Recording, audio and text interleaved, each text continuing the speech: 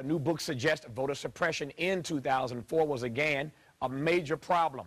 Tonight, a conversation about the politics of voting with Spencer Overton, professor at the George Washington Law School and author of the new book, Stealing Democracy.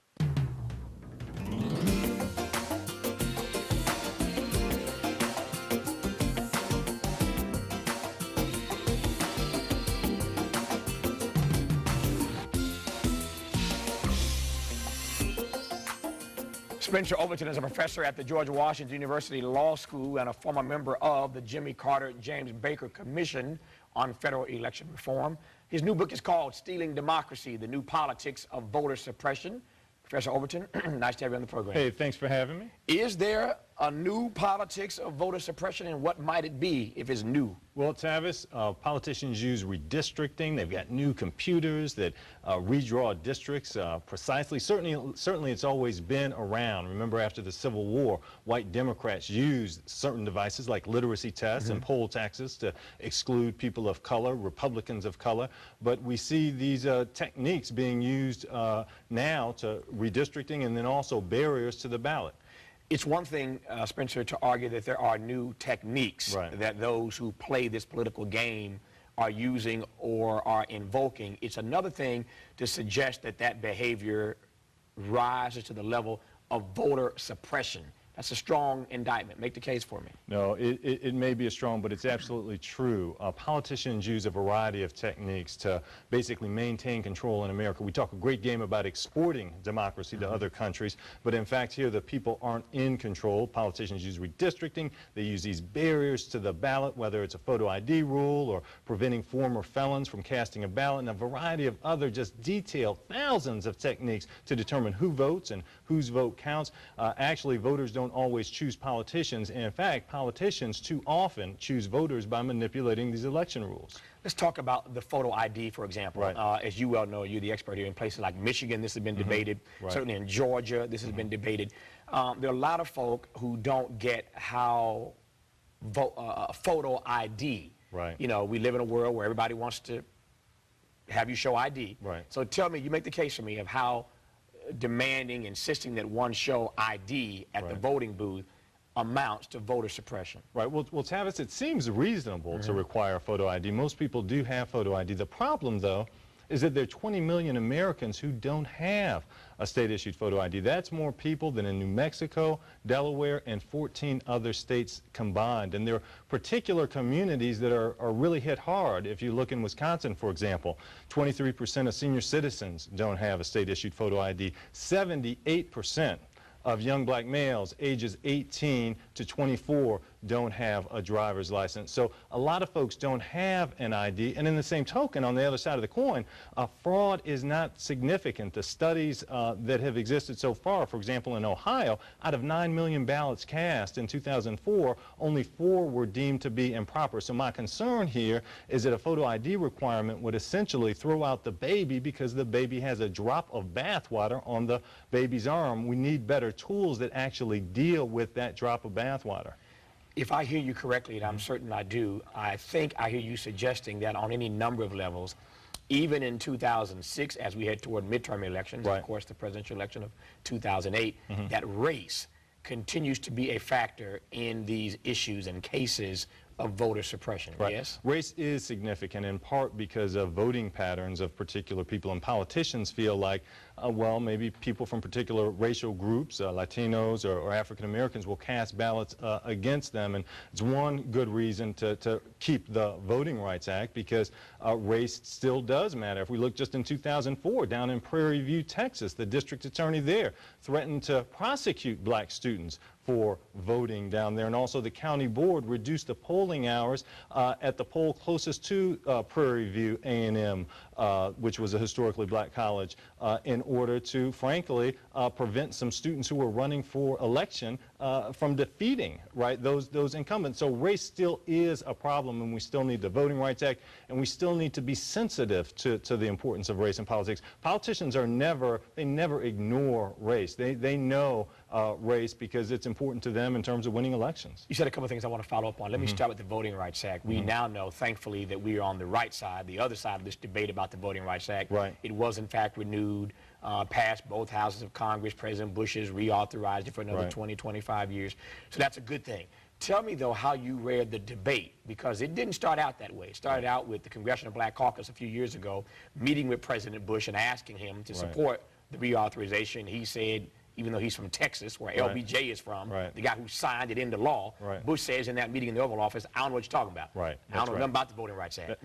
That's how that thing started. It got cantankerous all the way through. When we got down to the wire, we thought the vote was going to happen in the House. A bunch of Southern Republicans, you know the story, jumped in and killed the vote on that particular day. So again, it finally got passed, but there was a long process to get the Voting Rights Act reauthorized. Of course, for those watching, the Voting Rights Act, as you know, is that piece of legislation that protects us when we go to vote, protects us from being intimidated out of our right to vote. But how did you read that debate that we had about this issue? Well, I think initially it was bipartisan, that there was leadership in both parties that was really pushing forward in terms of the Voting Rights Act. The problem is that there were some obstructionists from the South here, Republicans from the South, white Republicans from the South, as well as people who are really not sensitive to the language needs of certain language minorities like Latinos and Asian Americans, because the bill also provides for bilingual ballots, right? So on those two grounds, the bill was attacked by these obstructionists. And I'll tell you, I think that the Republican leadership, and perhaps it's for political reasons, but I think that they stood up to these obstructionists, not unlike LBJ. You remember he stood up to these Southern Dixiecrats. Back then, the segregationists were from the South, right? He stood up to them, and they pushed through the original Voting Rights Act, and I think that was what was done here. The big problem to watch out for now, though, Tavis, is what will the Supreme Court do? There are obstructionists here who said we didn't get enough votes in Congress to stop the Voting Rights Act, but I only need 5 votes before the Supreme Court to stop this. So that's what we've got to watch out for now. Is it possible, I don't mean to be naive in asking this question, but possible, given that Congress has now moved on this, the President has now signed it, I mean, I have to, again, I don't be naive here. Let me just make a best case scenario. If the Republican leadership in the House and the Senate get, for political reasons, why they have to support the Voting Rights Act, I have to assume that these judges, although the court clearly leans this way, I have to also believe that they're smart enough to not tinker with the Voting Rights Act. If the Republicans on the Hill get it, why don't these members of the court appointed by Republican presidents get it? Well, a couple things. First, the new Voting Rights Act does a couple new things, right? It basically turns back to Supreme Court decisions. So it kind of slaps the court in the face. That's number one, right? The judges, members of the Supreme Court don't like being slapped in the face. Right. So that's one aspect of it. On the other hand, also, in addition to that, some of these Republicans who voted for the Voting Rights Act actually slid in some legislative history that may make it more easy for the Supreme Court to strike down the renewed portions of the Voting Rights Act. So even though they got the headline of supporting the Voting Rights Act, there's some legislative history there that can be interpreted against the act. One of the other reasons that this debate was so cantankerous about reauthorization of these provisions of the Voting Rights Act, to your earlier point, is because of the bilingual ballot, the debate about bilingual ballots. That debate, as you well know, got caught up in the whole debate about immigration that's sweeping the country as we speak. Talk to me about the bilingual ballot and its connection to voter suppression issues. Number one, bilingual ballots is not an immigration issue. 70% of the people who use bilingual ballots are born here in the United States, right? Also, what's important to note is that bilingual ballots don't breed division, they actually breed unity. Politicians can no longer exclude and scapegoat particular language communities. They really have to build coalitions across lines and facilitate integration there. So that's an important thing to remember. Also, Tavis, bilingual ballots are needed for the same reason that literacy tests are illegal. We want everyone to have a say, all citizens to have a say. Certainly English is a great skill, just like literacy is a good skill, right? But we don't want to exclude Americans from democracy simply because their language skills are not as strong. Tell me how you think we are viewed around the world. Here we sit on PBS, public television, talking about all kinds of voter suppression issues that the exporter of democracy still has, and we're still working through this stuff ourselves.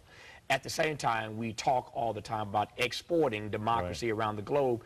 You think folk watching this or reading this online or just watching how America works right now on voting issues kind of look at us as, what's the word here, a little hypocritical? I think so. Ain't quite got our act together? I think so. There are a couple big problems. One, we got the fox guarding the hen house in terms of incumbents making up the rules, the Catherine Harrises, the Ken Blackwells. And again, this is about conflict of interest. It's not about party. Both Republicans and Democratic incumbents engage in this self-serving behavior. In other places, like even the newly formed Iraq, there's an independent commission that administers elections. It's not a situation where we've got partisans administering election. So we fall out of sync there with international norms. Also, things like felon disenfranchisement. We disenfranchised over 2 million people in this country who have served their time, completed their time. Just millions of people in places like Florida, Virginia, and this is a real problem. It disproportionately impacts the African American community.